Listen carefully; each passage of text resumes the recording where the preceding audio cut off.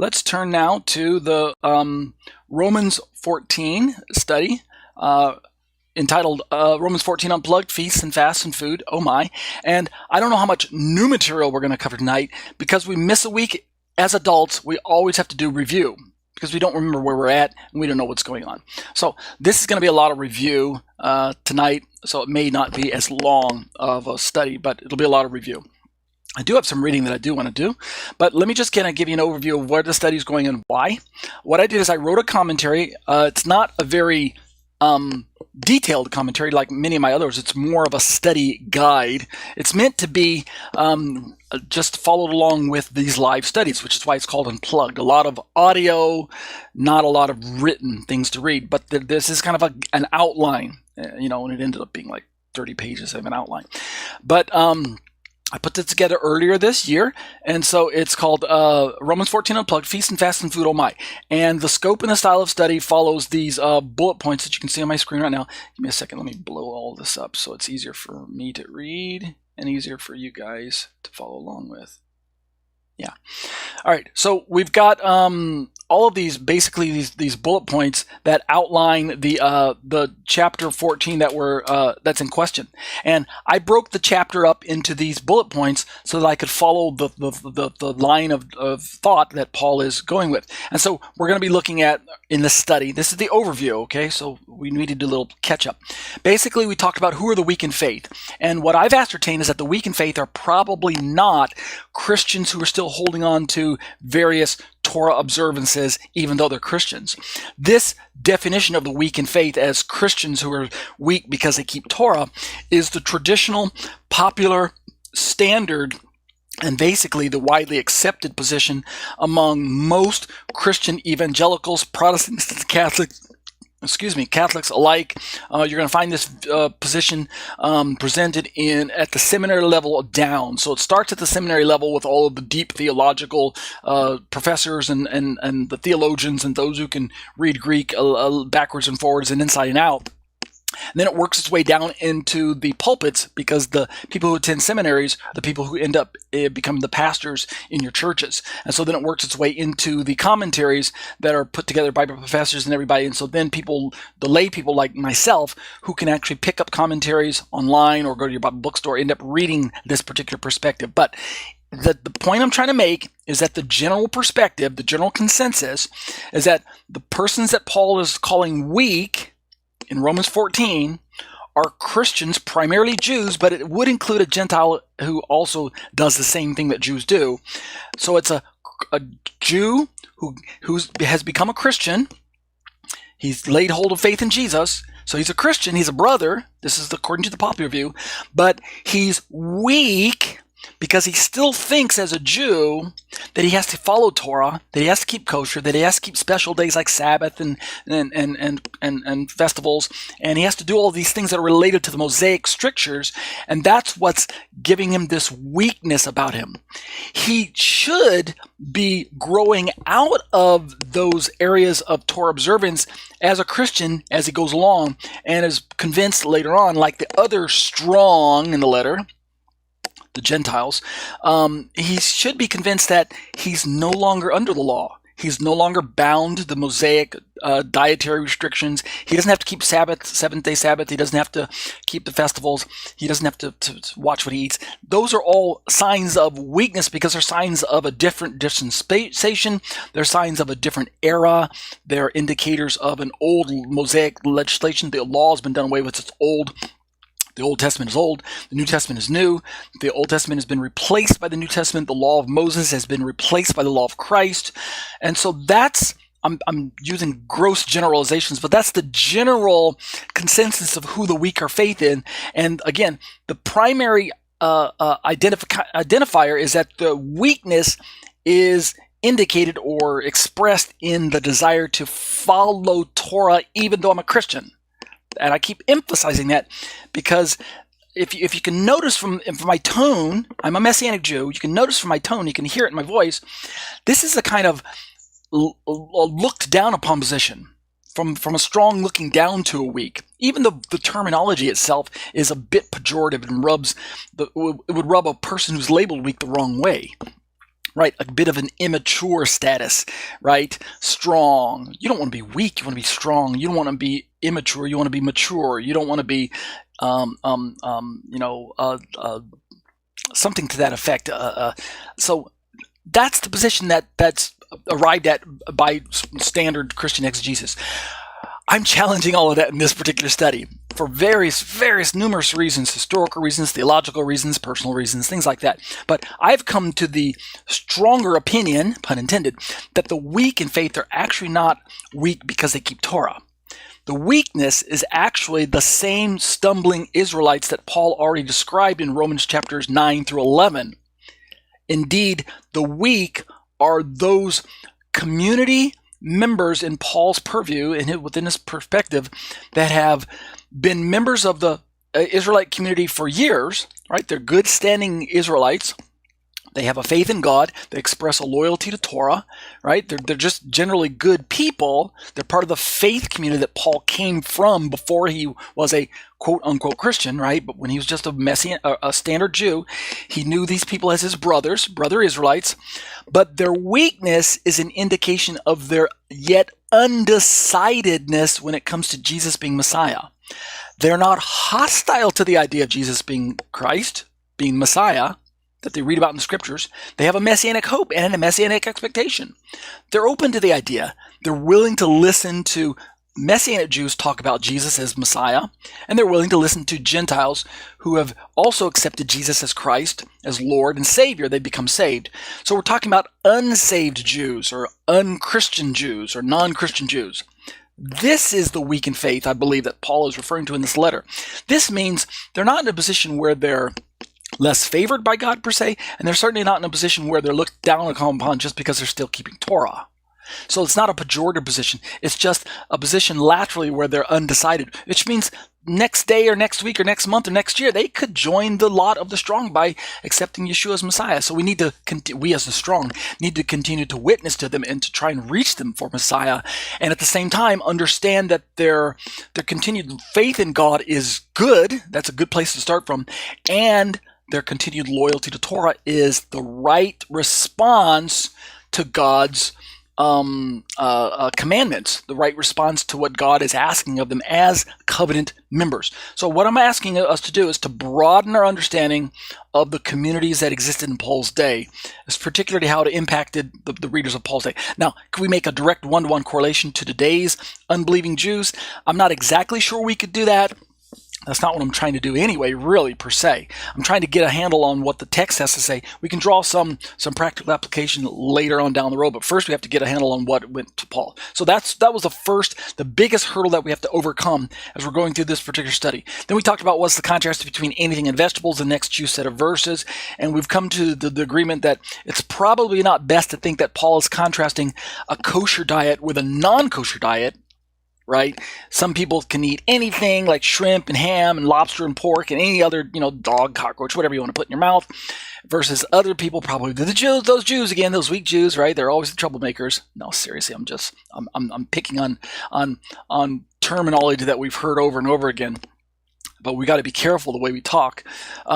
But some people are only eating vegetables because they think that, hey, the Mosaic law is still in force.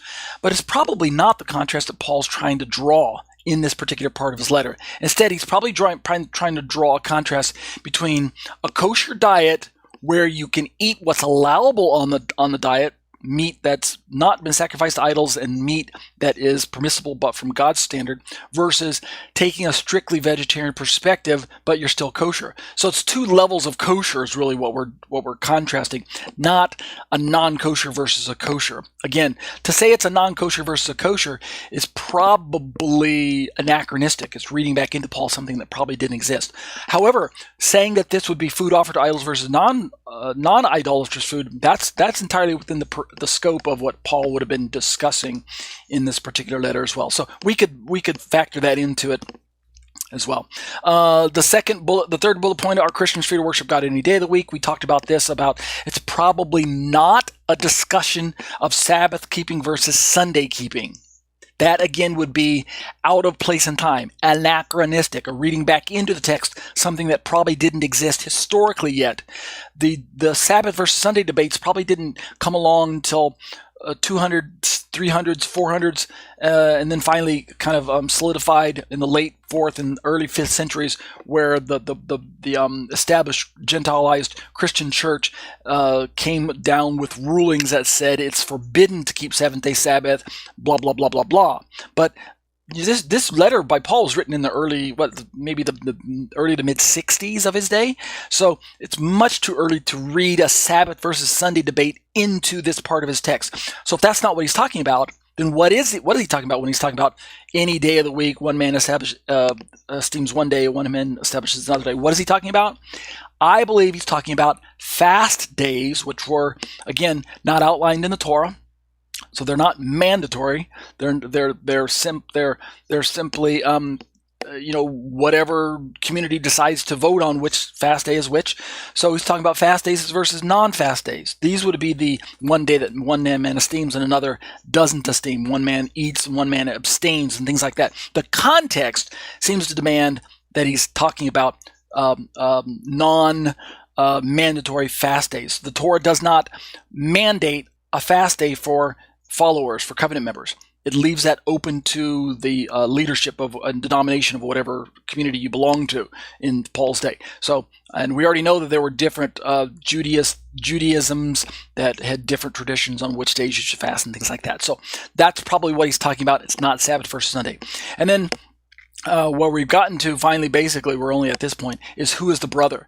And it's this concept of brother, which ties back to who are the weak in faith, that we've been looking at most recently. And I purport that instead of using kind of Christianese, where we look at brother as obviously this believer in Jesus, instead we have to keep reminding ourselves over and over again that the community that Paul existed and moved amongst, and the communities that the Christians, I'm using air quotes with my fingers, the Gentile Christians existed among in Paul's day, was a very closely organized, somewhat loosely at times, but organized faith community that was made up of Jews and Gentiles that were interacting with one another in the synagogues more freely than we would say sometimes envision today, because in modern days we've got an us versus them mentality. We Christians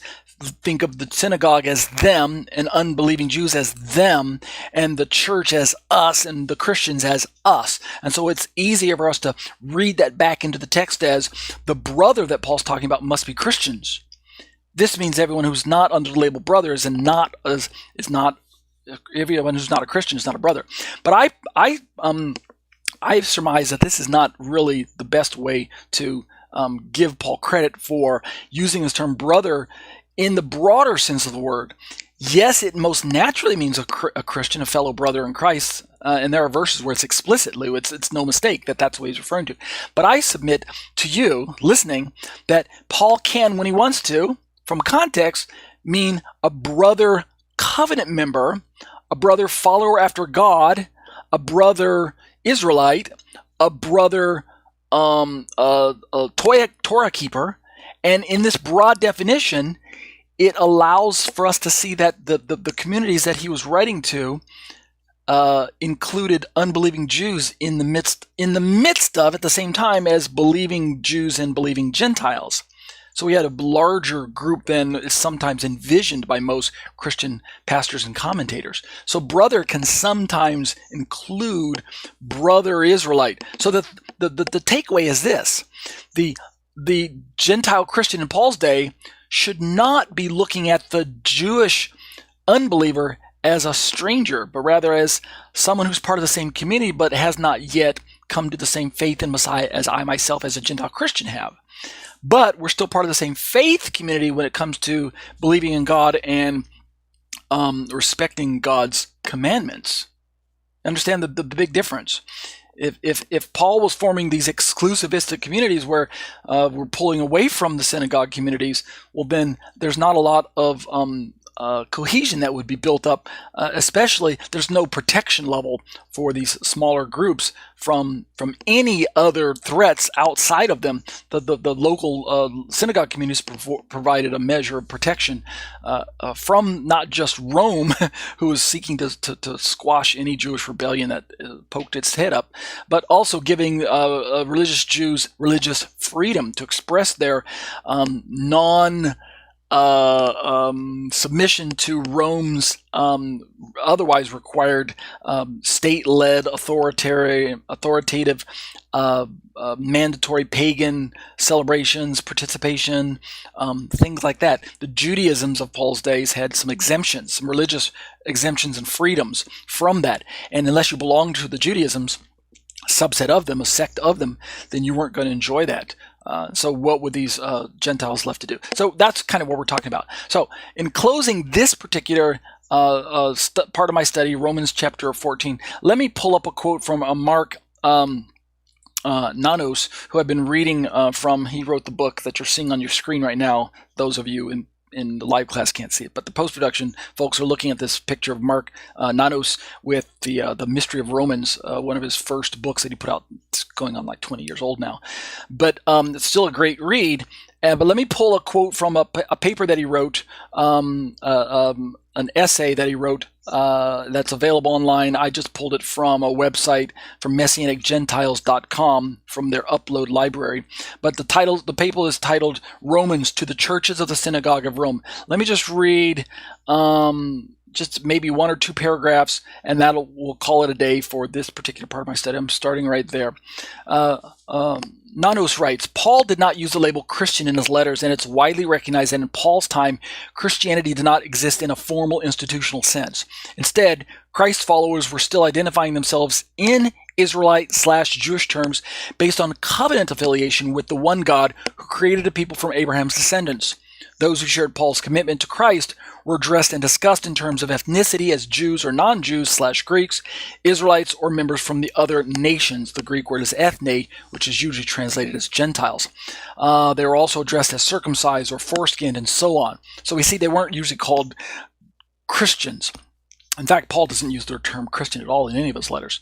Nanos goes on to say, institutionally, they were identifiable as members. I'm sorry, let me scroll up a little bit. Institutionally, they were identifiable as members of specific Jewish subgroups within the larger Jewish communities, not as members of a new religion or something other than Judaism. So that's our first kind of wake-up call.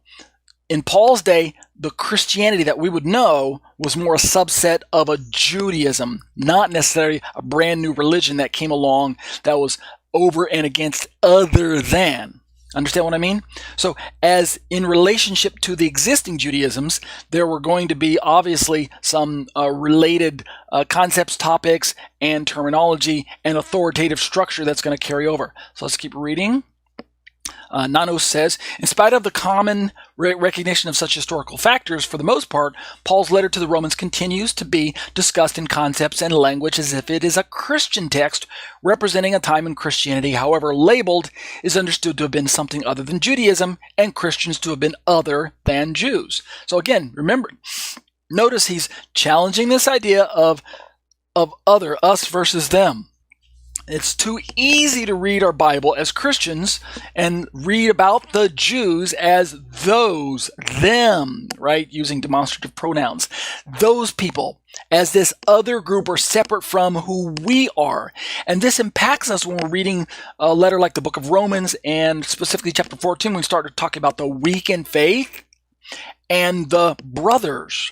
If brothers to us in Romans only refers to the group of Christians that are reading the letter and exclusively to, which we can identify with since we're Christians, then we're forever going to see the Jews who might have been listening to the letter as the outside group, as the other, as the foreigners, the strangers to the crowd, the ones who are kind of listening in or reading our mail, or maybe they're just some people who God has given up on, God's turned to a new people group, the Gentiles, and perhaps maybe replacement theology is right?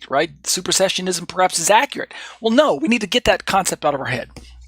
So Nanos continues, on this reading, any Jews who became Christians in Paul's day are viewed as no longer holding identity as Jews to be of covenantal value, the Mosaic covenant having been fulfilled and thus made obsolete, right? So if that's the case, then Jews who become believers in Jesus leave Judaism, they leave the Torah behind, and they adopt a law-free gospel lifestyle as a Christian, and that's that. And that kind of feels comfortable for us speaking in modern terminology, but in Paul's day, that just simply wouldn't work. It won't work historically. Let's continue reading. Nanos writes, sorry about that, starting right there. In other words, these Jews, they are not approached as Jews religiously. Speaking of Jews in Paul's day, they're not approached as Jews religiously as if they continue to practice Judaism according to its fundamental norms, which would be Torah observance, circumcision of sons, temple worship, Sabbath keeping, etc., even if they remained ethnically Jews because of birth, right? That's unfortunately kind of the stereotype that you're going to encounter in your average Christian Bible commentary or average pastoral sermon or seminary level Bible course that you're going to undertake if you attend seminary. This is the unfortunate position. I say it's unfortunate because it doesn't give the Jew of the first century a proper reading. It waters his ethnicity down to where it's just kind of a side thought. Yeah, he's an ethnic Jew, but in all purposes, in fact, and religiously and such theologically, he's a Christian.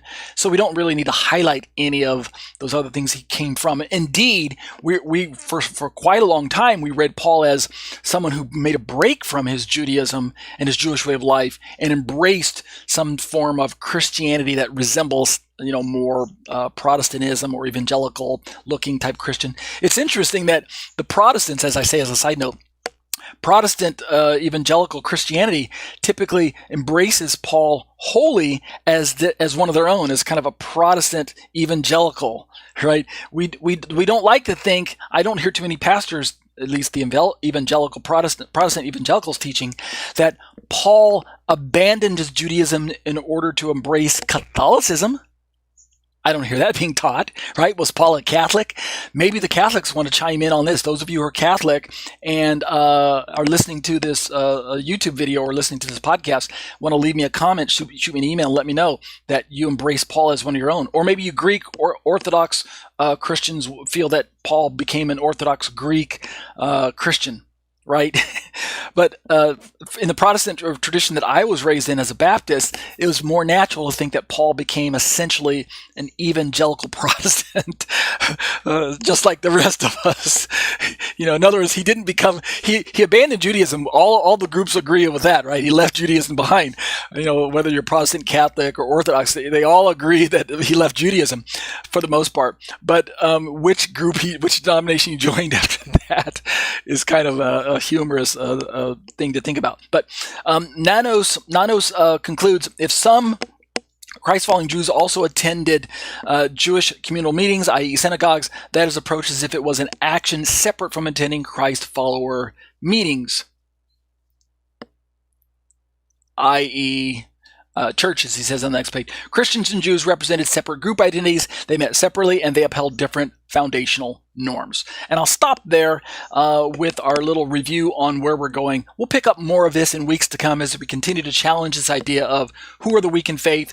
Were they Christians who were still holding on to the law, or were they instead the stumbling Jews that Paul referenced in Romans chapter 11, people who the Gentile Christians need to stay connected with to the degree that they can continue to witness to them and share the love of Messiah with them through their lifestyle, rather than kind of push them out the door as this other group that, oh well. And we certainly don't need to be looking down our nose judgmentally on the fact that they're still keeping Torah, whether they're believing Jews or not. Whether they were Messianic Jews or non-Messianic Jews, their Torah keeping should not be viewed as a sign of weakness. And we're going to keep challenging that position as we work our way down through this particular commentary and see how it bears relevance for our mainstream church theology today and our Messianic Jewish groups today. Okay?